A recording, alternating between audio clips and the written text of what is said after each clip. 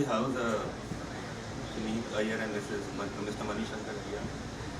The plot area is about 3,000 square yards and a built-up of about 10,000 square feet.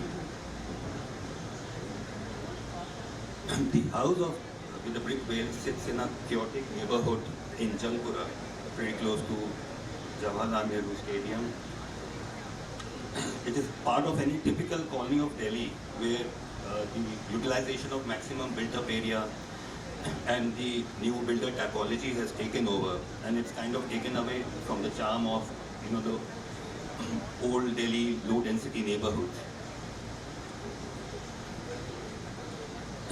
This is built for a retired couple who were looking for a calm space with this chaotic neighborhood. Like any typical multi-dwelling unit typology, it has a stilted parking. It's got lower 2 floors for their daughters, and the upper 2 floor is a duplex for the retired couple. The rooftop is a terrace garden. The house with the brick wall seeks to negotiate a fine line between the privacy which the clients need and the connection to the neighborhood, which is pretty congested and chaotic. It is also an attempt to explore the multi-dwelling unit, middle class typology, how on tight site constraints, like we can still infuse openness and connection to nature as much as possible. That's the site context. The main road is the southeast face, where the arrow is a noisy road. A lot of traffic is passing by, and even the secondary feeder roads have no real views. That's to place it in the context. So we map the possible views from the sides, and all we could look at is the backside of the other houses, which are pretty much the service yards or the, like something not you really like to look at. And there were few scattered trees around. We did a light study to see where the winter sun can be brought in this very tight footprint that's to any project. While developing the section, we started, the opportunity was to get the winter sun from the noisy road. So the complexity increased when we had to look at buffering the house from the noise and the pollution, so as to say, yet giving them the connection to the light and ventilation. That's the build-up of the house. The form of the house largely develops from the response to the context, largely it's setting the climatic considerations and the needs of the client. They wanted the maximum built-up area to be utilized. So after creating the build-up of the house, we thought of wrapping a skin, like a veil around the house and wrap around the building. It kind of it creates little intimate courtyards which buffers from the road to the living spaces, and in a way becomes a buffer between the house and the city. More on the section, we were looking at cross ventilation to each and every point of the house. The living cores now faces smaller intimate courtyards.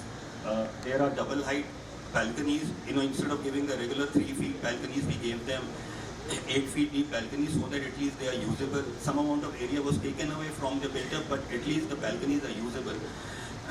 They were all proper plantation was done. So every unit, every floor has a double height balcony to step out and sit possibly. And the building skin, that the veil gives the sense of privacy while sitting outside. Right now in Delhi, the old notion of giving balconies and verandas don't work because you're right there in noise and dust. So this becomes like a filter between the noisy street and the living areas of the house. Very quickly on the layout, largely, as I said, the middle area is the living room. It allows cross ventilation. It has green spaces on either side. Every room was taken care. It gives you cross ventilation. So every room has a large window and a small window. So the building skin is basically, which wraps the house, is essentially a 345 mm brick masonry wall, an exposed brick masonry wall. The idea being it maximizes the penetration of light and minimizing the solar gain. So a very simple, timeless device which we thought, creating the expression of the house. So these are some further detailed views of the house. Basically, the sense of green, which kind of brings the calmness and soothing feeling to the house, is kind of given at every level in very tight footprints. But it flows through each and every level of the house. Again, in order to create better views, knowing that okay, the possible views are not really great to look at, we started working with the idea of simple brick fins, so that the light comes in and the view to the chaotic neighborhood gets minimized. The idea of this brick wall, it kind of floats in certain areas, creating those smaller courtyards. The fenestrations of the outer skin, the openness, are not really aligned to the fenestrations of the every floor. So it kind of gives you a hit and miss line of sight, where you can possibly control the better views so that you can look into a tree and possibly start cutting the views which you really don't want. That's how the elevation of the facade, and it came up pretty late. The rooftop was given, they use it very properly on winters. These are the views from the brick films. Large landscape areas. So again, each and every corner of the house is infused with these small little gardens floating in the sky. Small details, we did RCC. Thank you. Just one question that, as you already said, that your fenestrations in the Vale was designed to cut off certain kind of viewpoints. But at the same time, is it being correctly placed in terms of your light penetration for the building as what you require? But it was basically kind of guided by the frame views.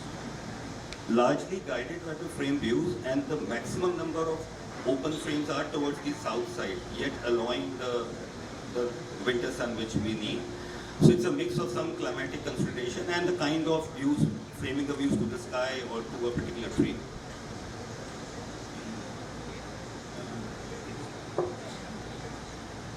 And the client is an art collector, so while building the house, it's a very contemporary form, but it is again infused with small details such as some stone carving which were inserted while building the house, an old portico finding a place on the terrace garden. The floors are the materials are which ages well, exposed concrete ceiling, red oxide floors, MS wherever required. So the whole palette was kept very light for the client to bring in their own furniture. Is there anything different about the Vale at the ground floor, at the street level, and then at higher levels? At the lower level is stilted parking. Oh, so you don't get onto the lower floor at all?